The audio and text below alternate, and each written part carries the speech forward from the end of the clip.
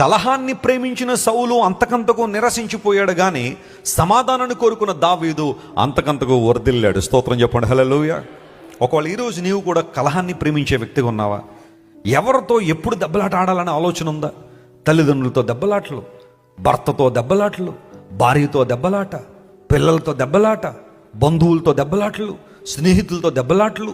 ప్రతిసారి తన మాటే నెగ్గాలనే యోచన, తను అనుకున్నదే నెరవేరాలనే ఆలోచన, తను ఏదంటే అదే. అందరూ పట్టుకున్న కాలుకు మూడు కుందేలకు 3 కాళ్ళు అంటే అందరూ 3 అనాలి, కానీ 4వది ఉంది కదా, నువ్వు పట్టుకున్నది ఉంది కదా అంటే అక్కడ కోపం వచ్చేసి ఇల్లంతా చిందరవందర చేసేసి భయంకరమైన కలహ బుద్ధిని చాలామంది కనుపరుస్తూ ఉంటారు. బైబిల్ సెలవిస్తూ ఉంది, మీరు కలహానికి దూరంగా ఉండండి, సమాధానానికి ఎలా ఉండండి? దగ్గరగా ఉండండి. సమాధానపరుచు వారు ధన్యులు, వారు దేవుని కుమారులు అనబడతారు. When you maintain